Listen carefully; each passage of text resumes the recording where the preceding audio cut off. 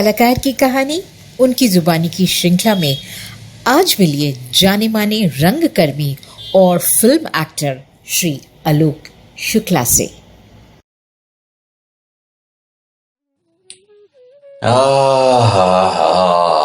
आलोक जी, क्या देख रहे हो घड़ी की तरफ? यार सुबह हो चुकी है, सुबह हुए देर हो चुकी है। भोर, सूरज सब देर हो चुकी है। सूरज मियां बाहर चमक रहे हैं। तुम्हारी जिंदगी में भी सवेरा हो चुका है। बहुत दिन लगे इस सवेरा होने में। एक दिन था जब सवेरा होता था, अलार्म बजता था, तुम मजबूर थे अलार्म ऑन नहीं कर पाते। आज का सवेरा कुछ और कहानी लेकर आया है। अब तुम सवेरे उठकर आराम से बेड पे लेटकर सूरज निकलने का इंतजार भी करते हो, चाय भी आराम से पी लेते हो और भी बहुत कुछ कर लेते हो। अरे आलोक जी, अब तो जीवन थोड़ा थोड़ा खिसक खिसक कर ढर्रे पर आना शुरू हो गया है। क्या करोगे याद करके पुरानी बातों को? लेकिन पुरानी बातें तो याद आती हैं, आती ही रहेंगी, क्योंकि ये एक वो फसाना नहीं, अफसाना नहीं, किस्सा नहीं, कहानी नहीं, हकीकत है जो तुम्हारे वजूद से, तुम्हारी जिंदगी से, तुम्हारे अस्तित्व से जुड़ी हुई है, जिसे तुम अलहदा नहीं कर सकते। उदास नहीं होना है आलोक, उदास नहीं होना है। तुम्हारा धड़ आधा नहीं, पूरा धड़ गर्दन के नीचे का एक रेयर न्यूरोलॉजिकल डिसऑर्डर से, यानी ऐसा लकवा जिसे कहेंगे या क्या कहेंगे, जिसे जो भी समझिए, फालिज समझिए, खत्म हो चुका था। सिर्फ तुम ख्वाबों में जिंदा थे। और ख्वाब क्या देखते थे? ख्वाब यही देखते थे कि रेवा मध्य प्रदेश के शहर का एक लड़का, जिसने जब जवानी की दहलीज पे कदम रखा तो उसको अपने अंदर एक राइटर नजर आया, एक परफॉर्मर नजर आया, एक कलाकार नजर आया। उसने लिखा भी, उसने स्टेज भी संभाला, उसने कंडक्ट भी शो किए, उसने नाटक भी लिखे, उसने किताबें भी लिखी। वो मुंबई नगरिया, जिसे सपनों की नगरिया कहते हैं, वहां भी गया। लोगों ने उससे वादे भी किए, लोगों ने उसका दिल भी दुखाया, दिल तोड़ा। लेकिन अपने नाटकों को मुंबई, दिल्ली, बेंगलोर, भोपाल, अहमदाबाद, सतारा, रेवा, सब जगह करने वाला ये आलोक शुक्ला, जिसने कम से कम 600 स्टेज शोज किए हैं, जिसके 40 प्ले हो चुके हैं, 40 परफॉर्मेंस, जिसने अभी अभी, जिसकी एक किताब आई है ख्वाबों के 7 रंग, जो कि उसके 7 प्लेस मेरे, यानी मेरे, जिसने BA LLB, BSc LLB, BA मुंह से निकलता है क्योंकि 8 साइड के सारे काम कर रहा हूं, और पढ़ाई BSc करी है, जो कि एक रंग कर्मी है। और उसने अपनी किताब लिखी है रंग कर्मी की यात्रा। सब कुछ था रेवा में। एक उसके उस्ताद भी थे, जिनका नाम था, जो उनके पहले गुरु थे, सैयद जैदी। उन्होंने इसको, यानी इस लड़के को, आलोक शुक्ला जो आप लोगों से सबसे मुखातिब है इस वक्त, सिखाया था किस तरह से लिखो, किस तरह से कलम उठाओ, किस तरह से परफॉर्म करो, किस तरह से बोलो। बहरहाल उसके अंदर का एक आर्टिस्ट अंगड़ाइयां ले रहा था। उसी अंगड़ाइयां लेने वाले आर्टिस्ट ने एक दिन उसको रास्ता दिखाया, जाओ। कहां जाओ? वही जो सपन नगरिया है।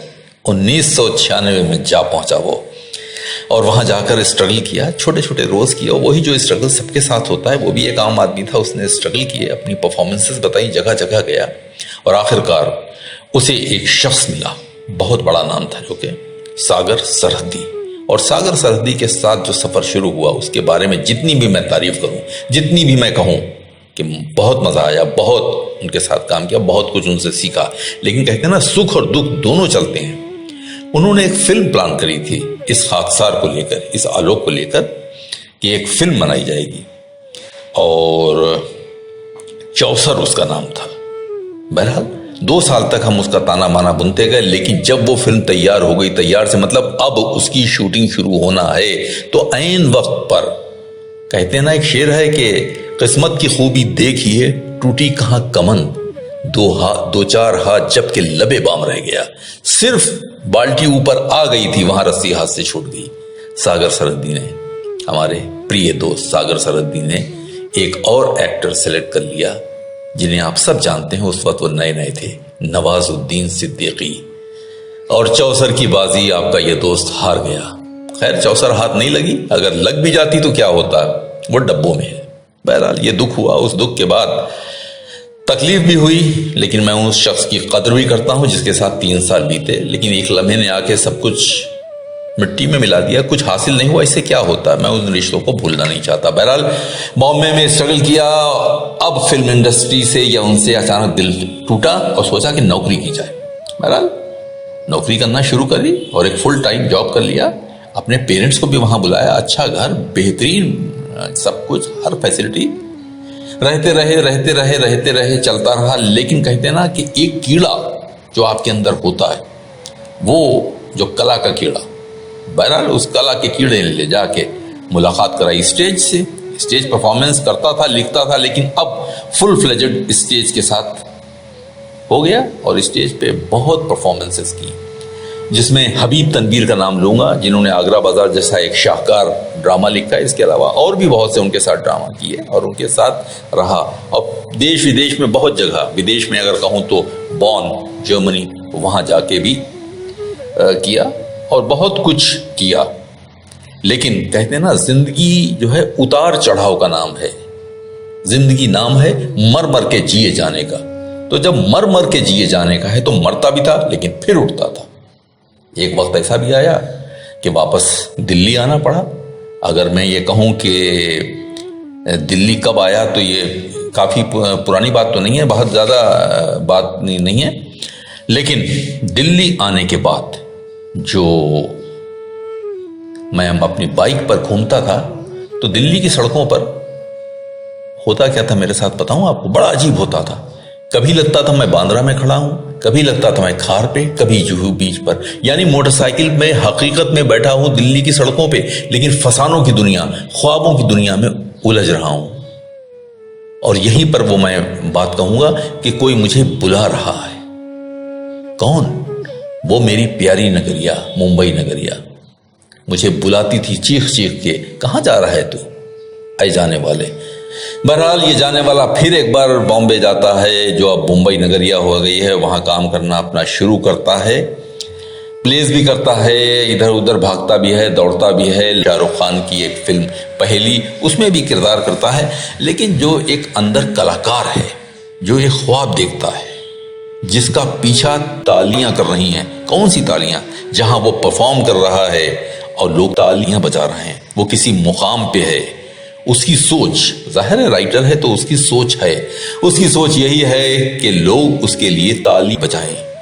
वो स्टार नहीं बनना चाहता है, वो कला का उपासक है, वो पुजारी है, वो कला की इबादत करता है। फन की इबादत उसका मजहब है, इसीलिए तालियां उसका पीछा करती हैं। वो भागता है, इधर उधर जाता है, सब कुछ करता है। और फिर अचानक जिंदगी चलते चलते न सिर्फ रोकती है, काम या परफॉर्मेंस या लिखना जो कुछ भी है, अचानक सब खत्म हो जाता है। क्यों? क्योंकि लिखने के लिए उंगलियों में जुम्बिश चाहिए, काम करने के लिए स्टेज चाहिए, या एक्टिंग करने के लिए कैमरे को फेस करना चाहिए। और जब अचानक आप कोलैप्स हो जाएं, आपकी जिंदगी कोलैप्स हो जाए और सिर्फ जैसा कि मैंने शुरू में बताया कि गर्दन के नीचे का पूरा हिस्सा पैरालाइज हो जाए, क्या करेंगे फिर आप? उसके बाद यही करेंगे कि घर में आप आ जाएंगे, लड़ाई झगड़े, बीवी से झगड़ा करना, गुस्सा, अपने अंदर के कलाकार को जो माजूर हो चुका है, अपाहिज, अपंग, अब मैं ये शब्द कहूंगा, वो झुंझलाहट। लेकिन वो झुंझलाहट धीरे धीरे खत्म होती है। और हाँ, बीच में एक बात बताना भूल गया, उन दोस्तों का मैं अगर शुक्रिया अदा करूंगा तो शुक्रिया बहुत छोटा लफ्ज है, बौना है वो। उन दोस्तों का जो मेरे अस्तित्व का हिस्सा है, जिनके नाम लेने से कोई फायदा नहीं, जिन्होंने मेरे साथ क्या किया इसको बताने की जरूरत नहीं है, कितने लाख मुझ पे खर्च कर दिए। वो कोई डायरेक्टर नहीं थे जिनके लिए मैंने रोल किया, वो कोई मुंबई नगरिया के वो लोग नहीं थे कि भाई कल को तुम ठीक हो जाओगे तो आना, तुम अमिताभ बच्चन हो इसलिए हम तुम पे खर्च कर रहे हैं, कुछ नहीं था मैं। लेकिन उन्होंने मुझ पर फिर भी खर्च किया। उनका मैं क्या कहूं, मैंने कहा ना शुक्रिया बहुना लफ्ज़ है। बहरहाल खर्च हुआ, इलाज हुआ। कितना महंगा इलाज था उसके लिए सिर्फ एक इतना बता देना काफ़ी है कि एक इंजेक्शन की कीमत 17,000 थी, और वो कितने लगे हैं वो भी गिनना मैंने छोड़ दिया है। लेकिन एक बात मैं कहूँगा, जो गीत मैंने बताया कि वो भूली दास्तां लो फिर याद आ गई, नज़र के सामने उदासी छा गई। एक चीज तो थी जो आलोक शुक्ला जी फख्र के साथ सबसे कहेगा पूरी दुनिया से, हार नहीं मानी थी। और यही सोचता रहा था कि कोशिश न करने से कोशिश करके हार जाना ज्यादा बेहतर है। दिमाग ने पूरे जिस्म का हिस्सा ले लिया था। दिमागी पांव थे, दिमागी हाथ थे, दिमागी जबान थी, सब कुछ दिमाग था जिसने कह दिया था कि तुमको उठना है। जीवन चलने का नाम है, तुम उठोगे। एक टीवी भी याद आ रहा है जिसमें मैंने कुछ परफॉर्म किया था, काफी परफॉर्म किया था, प्रज्ञा टीवी, उसका भी हिस्सा बना था। और उसमें काफी शो किए थे। 2009 से लेके 2012 तक की बात है। शांति कुंज लाइव और एक डॉक्टर न्यूटन शो था, वगैरह वगैरह। लेकिन इन सब बातों से कहीं ज्यादा बड़ी बात वो है, किसने मुझे धोखा दिया, क्या क्या मैंने किया, कुछ नहीं। सबसे बड़ी बात यह है, जहां जिंदगी ने लाके फुल स्टॉप लगाया था, मैंने जिंदगी से उसी दिन कह दिया था, वक्त से उसी दिन कह दिया था कि तू सबसे बड़ा उस्ताद है। तू जो सबक देता है वो इंसान कभी नहीं भूलता, लेकिन तुझसे भी बड़ा है वो परमात्मा जो मुझसे कह रहा है कि मायूसी कुफ्र है। ये हर धर्म में कहा गया है, मायूसी कुफ्र है। जब तक सांसें नहीं रुकी हैं तब तक जिंदगी चल रही है, और जब तक जिंदगी चल रही है उसके साथ उम्मीद है, और जब तक उम्मीद है तब तक सब कुछ खत्म नहीं हुआ। और यही हुआ, उठा मैं। दवाओं ने मुझे उठाया, शायद दोस्तों ने मुझे उठाया, कुछ हद तक सही। मेरी जीवन साथी की मोहब्बत, उसकी खिदमत, उसने मुझे उठाया। मैं कहूंगा हाँ, सबके जज्बात जुड़े थे। कुछ लोग उसमें हल्का सा अंदर शायद मुस्कुराते हों कि क्या ये सोचता है, क्योंकि जिंदगी ने पॉइंट ऑफ नो रिटर्न पर लाकर छोड़ दिया था। लेकिन मुझे पता था जब अंधेरा बहुत बढ़ जाता है तो सवेरे को आना ही है। जब प्रसव पीड़ा में, जो दुनिया का सबसे बड़ा पीड़ा है वो है माँ का वो दर्द जब बच्चा होने को है, उसका पीड़ा वहां पहुंच जाता है जहां लगता है जिंदगी खत्म है, और वहीं से एक जन्म लेती है और जिंदगी आगे बढ़ती है। बस कुछ यही सोचती कि एक दिन उठना है। दिमाग कहता था, दिल कहता था, और नहीं मानी हार। और क्या हुआ, खड़ा हो गया हूं अब। हाँ, अभी भी कुछ कमियां हैं, लेकिन अब सहर आ चुकी है। सूरज निकल चुका है, रोशनी फैलना है।